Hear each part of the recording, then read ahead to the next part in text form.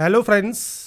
आज के इस वीडियो में हम बात करेंगे CCRH केंद्रीय होम्योपैथी अनुसंधान परिषद की जो friends vacancy group A post के लिए, ग्रुप बी पोस्ट के लिए और आपके ग्रुप सी पोस्ट के लिए आपके यहाँ पर जारी हुई है, जिसके लिए आप ऑनलाइन अप्लाई कर सकते हैं 26 नवंबर 2025 तक। कैसे आपको आवेदन करना है, क्या क्या जानकारी आपको फिल करनी है, इन सभी स्टेप के बारे में हम बात करने वाले हैं। तो इस वैकेंसी से रिलेटेड जानकारी आपको CCRH की ऑफिशियल वेबसाइट पर देखने को मिल जाएगी। साथ में फ्रेंड्स आप वीडियो डिस्क्रिप्शन में जाएंगे jobrasta.com पर, वहां पर भी आपको इससे रिलेटेड सारी जानकारी देखने को मिल जाएगी। अगर आप एप्लीकेबल है, अप्लाई करना चाहते हैं तो आप इसके लिए ऑनलाइन अप्लाई कर सकते हैं। अप्लाई करने से पहले फ्रेंड्स देखिए, दो नोटिफिकेशंस हैं, दोनों ही आपको रीड आउट करना जरूरी है। सबसे पहले बात करते हैं 179 जो नोटिफिकेशन है उसकी। इसमें भी आपका जो इंपॉर्टेंट डेट्स है वो आपका यहाँ पर सेम रहेगा और कौन कौन सी वैकेंसीज हैं यहाँ पर, उनका एज क्राइटेरिया क्या रहेगा, एसेंशियल क्वालिफिकेशन क्या है ग्रुप ए पोस्ट के लिए, ग्रुप बी पोस्ट के लिए, वो आपको जानकारी यहाँ पर देखने को मिल जाती है। तो आप जिस भी पोस्ट के लिए अप्लाई करना चाहते हैं वो आप सेलेक्ट कर सकते हैं। ऐसे ही एडवर्टाइजमेंट नंबर 180 आपको देखने को मिलता है। यहाँ पर भी आपको वेरियस ग्रुप बी और ग्रुप सी की वैकेंसीज देखने को मिल जाती हैं। तो यहाँ पर भी अप्लाई करने से पहले नोटिफिकेशन को एक बार रीड आउट जरूर कर लें, सारी जानकारी को चेक कर लें और आप जिस भी पोस्ट के लिए अप्लाई करना चाहते हैं उस पोस्ट के लिए आप अप्लाई यहाँ पर कर पाएंगे। अब बात करते हैं कैसे आपको यहाँ पर आवेदन करना है। तो सबसे पहले आपको आवेदन करने के लिए आना होगा इस पोर्टल पर। अब यहाँ पर फ्रेंड्स एक ऑप्शन है अप्लाई ऑनलाइन का, आप इस ऑप्शन पर क्लिक करेंगे। क्लिक करने के बाद यहाँ पर फ्रेंड्स एक ऑप्शन है न्यू रजिस्ट्रेशन का, आप इस न्यू रजिस्ट्रेशन टैब पर क्लिक करेंगे, जिससे आप रजिस्ट्रेशन यहाँ पर कर सकते हैं। सबसे पहले यहाँ पर आता है एप्लीकेंट नेम। तो आपका फ्रेंड्स पूरा नाम, ये ध्यान रखिएगा मैट्रिकुलेशन सर्टिफिकेट के अकॉर्डिंग आपको ये आपका नाम देना है, आपका फादर नेम देना है, मदर नेम देना है। यहाँ से आप कैलेंडर पर क्लिक करेंगे, आपकी जो भी डेट ऑफ बर्थ है, डेट मंथ एंड ईयर, वो आप यहाँ से सेलेक्ट कर सकते हैं। आपका एज क्राइटेरिया 26 नवंबर को काउंट होकर आ जाएगा। आपका जेंडर क्या है वो आपको देना है। आपका मोबाइल नंबर और मेल आईडी आपको देनी है। मैरिटल स्टेटस क्या है वो आपको यहाँ पर देना होगा। विजिबल आइडेंटिफिकेशन मार्क, जैसे कोई कट का निशान है, कोई मोल है, कोई बर्न का निशान है आपके चेहरे पर, हाथ पर, पैर पर, आप उसकी जानकारी दे सकते हैं। नहीं है तो आप यहाँ पर सिंपली नो मार्क की एंट्री कर सकते हैं। तो ये आपके ऊपर डिपेंड करता है, आप अपने अकॉर्डिंग ऑप्शंस को फिल करेंगे। इसके बाद आपके 12 डिजिट का आधार कार्ड नंबर आप यहाँ पर प्रोवाइड करेंगे। नीचे आता है अब आपका कम्युनिकेशन। कम्युनिकेशन में आपको सबसे पहले कहता है कॉरेस्पॉन्डेंस एड्रेस। कॉरेस्पॉन्डेंस एड्रेस होता है आपके प्रेजेंट का एड्रेस। तो पूरा एड्रेस आपको यहाँ पर देना है। एड्रेस लाइन 2 देनी है, सिटी कौन सा है, पिन कोड क्या है, इसके अलावा स्टेट कौन सा है वो आप सेलेक्ट कर सकते हैं। प्रेजेंट एड्रेस और परमानेंट एड्रेस ये अलग अलग है तो आप अलग अलग एंट्री करेंगे। सेम है तो आपको सेम का ऑप्शन मिलेगा, ये ऑटोमेटिक यहाँ पर कॉपी हो जाएगा। इसके बाद आता है आपके डॉक्यूमेंट्स अपलोड। सबसे पहले आता है फोटोग्राफ। फोटोग्राफ आपकी लेटेस्ट होनी चाहिए 20 से 50 केबी में। सिग्नेचर भी आपका लेटेस्ट होना चाहिए 10 से 50 केबी में। आपको ब्राउज पर क्लिक करना है, फाइल को सेलेक्ट करना है और फाइल को सेलेक्ट करने के बाद जब आप यहाँ पर अपलोड करेंगे आपको देखिए अपलोडेड यहाँ पर शो हो जाएगा। तो ऐसे ही आपको यहाँ पर आपकी फोटो अपलोड करनी है JPG फॉर्मेट में। इसके बाद आप इस कैप्चा कोड को एंटर करेंगे, यहाँ से डिक्लेयर करेंगे। डिक्लेयर करने के बाद यहाँ पर एक ऑप्शन है सेव एंड प्रोसीड का, आप यहाँ से डाटा को सेव एंड प्रोसीड कर सकते हैं।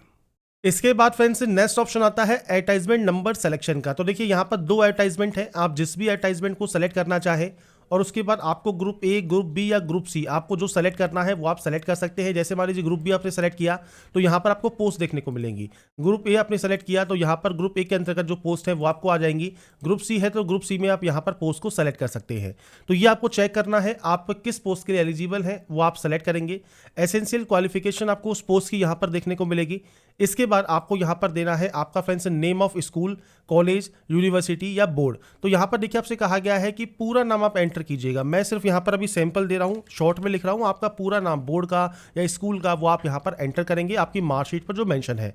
यहाँ पर आपको देना है परसेंटेज, तो आपका परसेंटेज जो है वो आपको यहाँ पर एंटर करना होगा।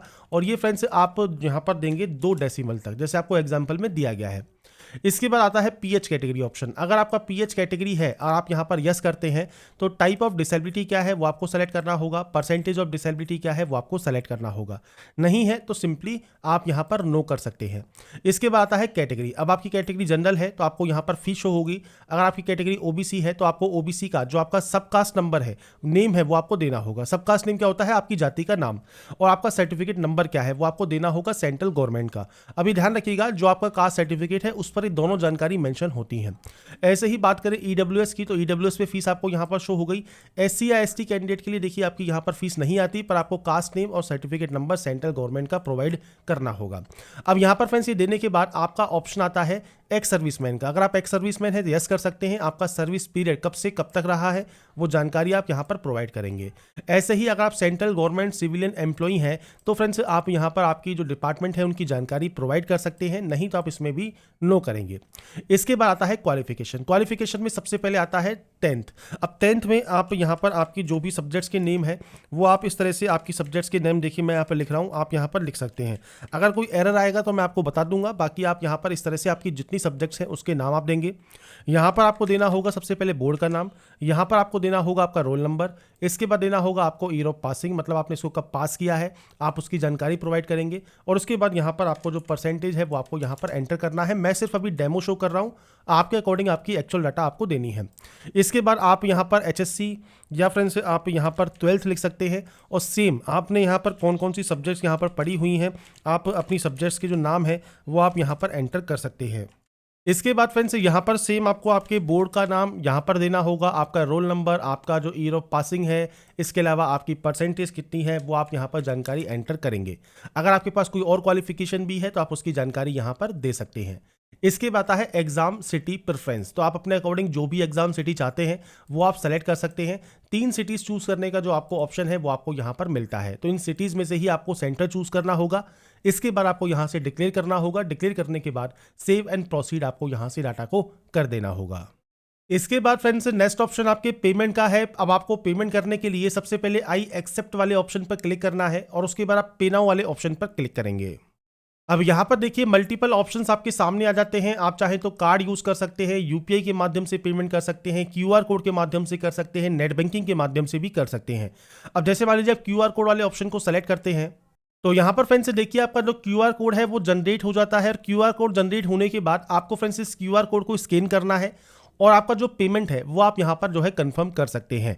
तो यहाँ पर आपको ऑनलाइन मोड में पेमेंट करना है, आप चाहे यहाँ पर यूपीआई से करें, आप चाहे क्यूआर कोड से करें, आप चाहे तो आप अपने कार्ड के माध्यम से भी पेमेंट कर सकते हैं। तो आपको यहाँ पर सिंपली आपका जो पेमेंट है वो आपको यहाँ पर कंप्लीट करना होगा। इसके बाद फ्रेंड्स यहाँ पर देखिए जब आपका यहाँ पर फॉर्म सबमिट हो जाएगा, इसके बाद यहाँ पर एक ऑप्शन आपको देखने को मिलेगा डाउनलोड एप्लीकेशन फॉर्म का। आप यहाँ से आपका जो एप्लीकेशन फॉर्म है वो आप यहाँ से डाउनलोड कर सकते हैं। तो आपके सामने फ्रेंड्स आपका देखिए एप्लीकेशन फॉर्म आ जाता है। आप यहाँ पर इसका जो प्रिंट आउट है वो सेव या डाउनलोड करके आप अपने पास रख लेंगे फ्यूचर यूज़ के लिए, फ्यूचर रेफरेंस के लिए। तो यहाँ पर देखिए जो आपकी प्रोसेस है CCRS दिल्ली ऑनलाइन फॉर्म 2025 आप कैसे अप्लाई कर सकते हैं इसकी जानकारी मैंने आपको प्रोवाइड कर दी है।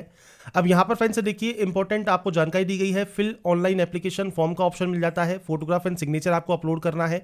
तो फोटोग्राफ एंड सिग्नेचर के लिए आपको देखिए गाइडलाइन दी गई है, जैसे फोटोग्राफ आप यहाँ देख सकते हैं 20 से 50 KB में है, सिग्नेचर ब्लू या ब्लैक पेन से आप यहाँ पर अपलोड कर सकते हैं। इसके अलावा आपको यहाँ पर स्कैन करने की भी गाइडलाइंस आपको यहाँ पर देखने को मिल जाती हैं। इसके अलावा फ्रेंड्स आपको यहाँ पर देखिए पेमेंट करना है तो आप पेमेंट वाले ऑप्शन पर क्लिक कर सकते हैं, अपनी application ID date of birth डालकर आप लॉगिन कर सकते हैं। और या फ्रेंड्स आप यहाँ पर स्टेटस चेक करना चाहें या एप्लीकेशन फॉर्म को डाउनलोड करना चाहें तो वो भी आप यहाँ पर कर सकते हैं। एप्लीकेशन आईडी और डेट ऑफ बर्थ डालकर आप यहाँ पर सिंपली लॉगिन कर लेंगे और उसके बाद अपना स्टेटस जो है वो आप चेक कर सकते हैं, गाइडलाइंस को चेक कर सकते हैं। अप्लाई करने से पहले जो भी इसकी फ्रेंड्स डिटेल्स हैं, जो भी नोटिफिकेशन है वो आप चेक कर लें, गाइडलाइंस को चेक कर लें और उसके बाद ही आप इसमें जो है ऑनलाइन आवेदन करेंगे। बाकी की जानकारी आप इसकी ऑफिशियल वेबसाइट पर जाकर या वीडियो डिस्क्रिप्शन में jobrasa.com पर जाकर चेकआउट कर सकते हैं। अगर आपको हमारा ये वीडियो या अपडेट पसंद आया है तो लाइक सब्सक्राइब एंड शेयर जरूर कीजिएगा। बाकी की जानकारी के लिए ऐसे ही बने रहिए हमारे साथ, देखते रहिए हमारा YouTube channel. Thanks for watching.